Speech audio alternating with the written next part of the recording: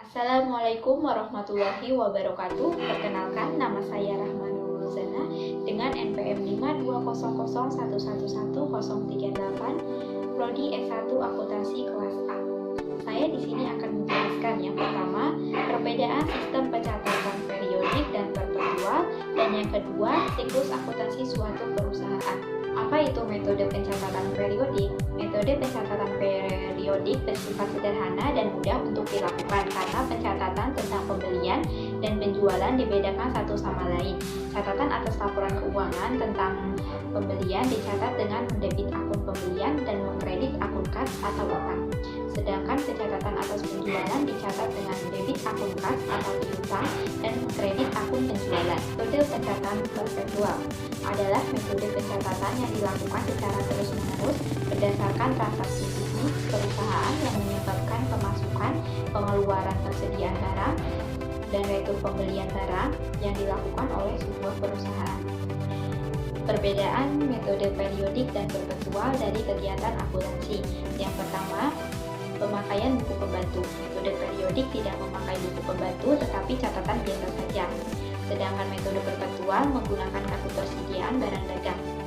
Yang kedua, pencatatan transaksi keuangan. Metode periodik dilakukan saat pembelian barang dagang saja, sedangkan metode perpetual dilakukan saat pembelian dan penjualan barang dagang. Yang ketiga, nama akun perkiraan saat pembelian. Metode periodik dicatat sebagai akun pembelian, sedangkan metode perpetual dicatat sebagai akun persediaan barang dagang. Yang keempat, penyesuaian akhir periode. Metode periodik penyesuaian akhir periode dilakukan dengan menutup persediaan barang dagang awal dan mencatat persediaan barang dagang akhir dari hasil perhitungan fisik, sedangkan metode perpetual tidak ada jurnal penyesuaian pada akhir periode. Penjelasan yang kedua yaitu siklus akuntansi suatu perusahaan. Siklus yang pertama, bukti transaksi adalah seperangkat dokumen yang berisikan rincian transaksi keuangan. Transaksi dapat mencakup pembayaran hutang, setiap pembelian, atau akuisisi aset, pendapatan penjualan, atau biaya apapun yang telah terjadi. Bukti transaksi memulai proses siklus akuntansi. Bukti transaksi sendiri adalah seperangkat dokumen yang berisikan rincian transaksi keuangan. Yang kedua, jurnal. Setelah transaksi sudah terjadi dan bukti transaksi sudah tersedia, langkah selanjutnya adalah mencatat transaksi tersebut ke dalam jurnal perusahaan dan dalam urutan kronologis. Perlu diperhatikan dalam debit dan kredit akun harus selalu seimbang. Yang ketiga yaitu buku besar. Entry jurnal kemudian diposting ke dalam buku besar, di mana ringkasan semua transaksi ke masing-masing akun dapat dilihat. 4. Neraca saldo. Pada akhir periode akuntansi, biasanya triwulan, bulanan, tahunan, tergantung pada kebijakan perusahaan. Neraca saldo memuat ringkasan dari akun transaksi beserta saldonya yang berguna sebagai dasar untuk menyiapkan laporan keuangan atau sebagai bahan evaluasi.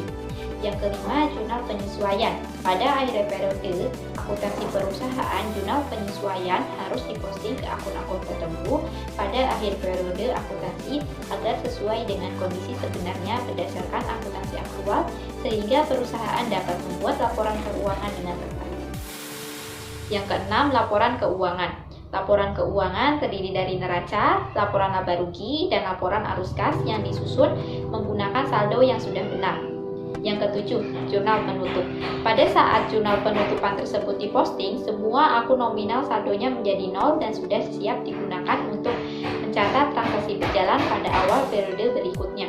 Perlu diingat, dalam siklus ini tidak selalu sama alurnya. Misalnya, siklus akuntansi dagang dan jasa pasti sedikit berbeda, namun secara keseluruhan alurnya hampir sama. Itulah penjelasan dari saya tentang perbedaan metode periodik dan metode perpetual dan serta siklus akuntansi suatu perusahaan. Sekian dari saya, kurang lebihnya mohon dimaafkan. Wassalamualaikum warahmatullahi wabarakatuh.